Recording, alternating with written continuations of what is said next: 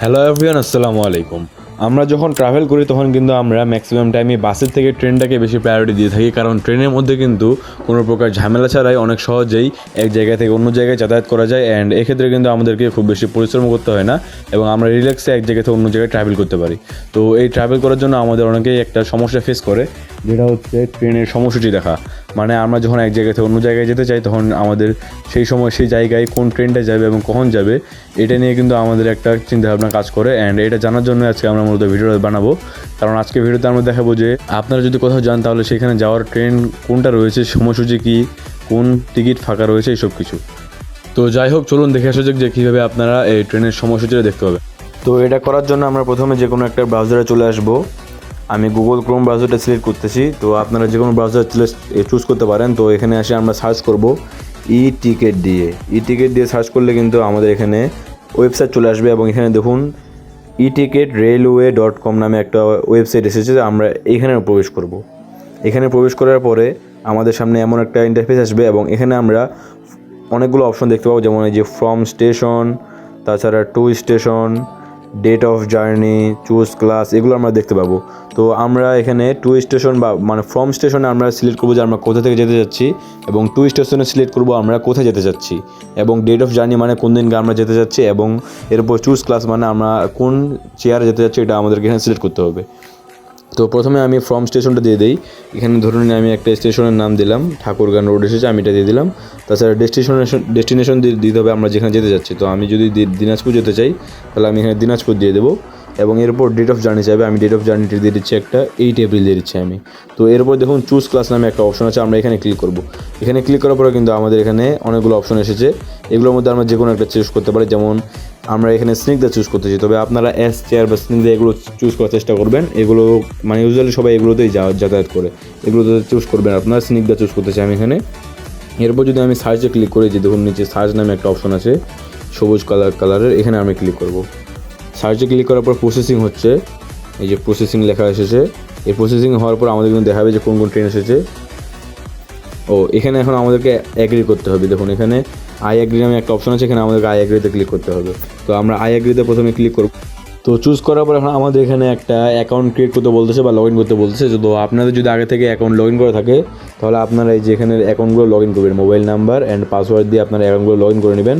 তো আমার যেহেতু আগে থেকে কোনো অ্যাকাউন্ট ক্রিয়েট করা নেই, তাহলে এখন নতুন করে অ্যাকাউন্ট ক্রিয়েট করবো, বা আপনাদেরও যদি নতুন করে অ্যাকাউন্ট ক্রিয়েট করতে হয় তাহলে আপনারা যেখানে দেখুন রেজিস্টার নামে একটা অপশন আছে সবুজ কালারের, এখানে ক্লিক করবেন। এই যে দেখুন আমি মার্ক করে দিচ্ছি ভালো করে।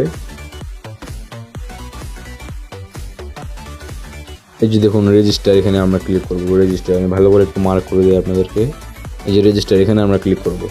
এখানে রেজিস্টারে ক্লিক করার পরে কিন্তু আমাদের সামনে আমার একটা ফর্ম চলে আসবে। এখানে আমরা ইন্টার ফুল নেমের জায়গায় আমরা আমাদের ফুল নেমটা দেবো, এবং এরপর ইন্টার মোবাইল নাম্বারের জায়গায় আমরা আমাদের মোবাইল নাম্বারটা দেবো। এরপর ইন্টার এনআইডি কার্ড নাম্বার চাইবে, আমাদের জাতীয় পরিচয়পত্র নাম্বার বা এনআইডি নাম্বারটা আমরা এখানে দেবো, এবং আমাদের ডেট অফ বার্থ বা আমাদের জন্মদিনটা দেবো। এরপর I am not a robot এখানে আমরা ক্লিক করবো। এখানে ক্লিক করার পর আমাদের একটা রিক্যাপচা আসবে, ওইটা আমরা কমপ্লিট করে নেবো। আমি আপনাদেরকে এটা করে দেখাচ্ছি। এখানে ধরুন কাজ আসতেছে। তো আমরা একটা কাজ করব, আমরা এখানে করব না, কারণ এখানে করলে অনেক ঝামেলা হয়। এই যে এই রিক্যাপচারটা এটা যদি আমি করতে চাই অনেক ঝামেলা হবে। আমি আপনাদেরকে সহজ একটা টেকনিক শিখিয়ে দিই, তাহলে আপনারা ইজিলি করতে পারবেন, কারণ এই যে এইসব কিছু করতে গেলে অনেক ঝামেলা হয়। আমি এসব কিছু করতে বলবো না আপনাদেরকে। আপনারা এখানে কী করবেন, নিচে আপনারা দেখুন অডিও নামে একটা অপশন আছে, যে অডিওর মতো একটা অপশন আছে, আমরা এখানে ক্লিক করব। অডিওর মতো অপশনটাতে ক্লিক করার পরে দেখুন এখানে প্লে নামে একটা থাকবে উপরে, এই যে প্লে নামে একটা অপশন থাকবে। এখানে প্লেতে ক্লিক করলে কিন্তু আমাদের এখানে একটা অডিও প্লে হয়ে যাবে, এবং এই অডিওতে কী বলবে সেটা আমাদেরকে নিচের বক্সটাতে লিখতে হবে, মানে নিচের বক্সটাতে সেটা আমাদের টাইপ করতে হবে। আমরা যখন প্লেতে ক্লিক করবো তখন একটা সাউন্ড শোনাবে, তো ওই সাউন্ডটা বা কী বলতে চাই এটা আমাদেরকে এই বক্সটাতে বসাতে হবে। তো আমরা প্রথমে প্লেতে ক্লিক করি।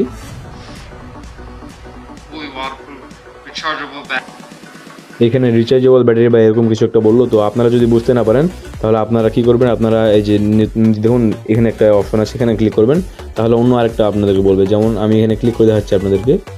এখন নতুন কিন্তু একটা অপশন চলে এসেছে। আমরা আবার যদি এখন প্লেতে ক্লিক করি, রিলেটিভ মোশন ট্র্যাকিং, এবারে আমাদের এখানে বললো রিলেটিভ মোশন ট্র্যাকিং এরকম কিছু একটা। তো আমি এবার বুঝতে পেরেছি, আমি এখানে বসিয়ে দিই রিলেটিভ মোশন। পুরোটা বসাতে হবে না, কিছুটা বসালে হয়ে যাবে। আমি রিলেটিভ মোশনটা বসিয়ে এখানে দেখুন ভেরিফাই অপশন আছে, ভেরিফাই অপশনে ক্লিক করব। ভেরিফাই অপশনে ক্লিক করলে কিন্তু আমার রিক্যাপচারটা হয়ে যাবে। তো আমি এখন আপনাদেরকে এখানে করে দেখাচ্ছি না, কারণ আমার কাছে আমার পার্সোনাল এনআইডি কার্ডটা নেই, থাকলে আমি দেখাতাম। তো এখানে আপনারা যেভাবে দেখলাম যে উপরে নেম দেবেন, তারপর মোবাইল নাম্বার, এনআইডি নাম্বার, তারপর আপনার জন্মদিন, এগুলো করে দিয়ে আপনার অ্যাকাউন্টটা ক্রিয়েট করে নেবেন। তো আপনাদের যখন অ্যাকাউন্টটা ক্রিয়েট করা হয়েছে তো তখন আপনারা আবার পুনরায় এখানে আসবেন, এসে আপনারা এখানে আপনারা যে অ্যাকাউন্টটা ক্রিয়েট করেন সেই নাম্বারটা এখানে দেবেন অ্যান্ড একটা পাসওয়ার্ড আপনারা এখানে দিয়ে দেবেন, দিয়ে লগ ইন করবেন। আপনারা লগ ইন করার পরে কিন্তু আপনারা দেখতে পাবেন যে কোন ট্রেনটা আছে এবং কোন ট্রেনটার টিকিট অ্যাভেলেবেল আছে, কখন ট্রেনটা যাবে, এগুলো আপনারা দেখতে পাবেন। তো এইভাবে করে কিন্তু আপনারা এখন দেখতে পাবেন যে কখন ট্রেন কোথায় যাবে এবং কী কী সিট ফাঁকা আছে এবং টিকিটের দাম কত ইত্যাদি দেখতে পারবেন। তো এই ছিল আজকের ভিডিও। ধন্যবাদ সবাইকে এতক্ষণ পর্যন্ত সাথে থাকার জন্য।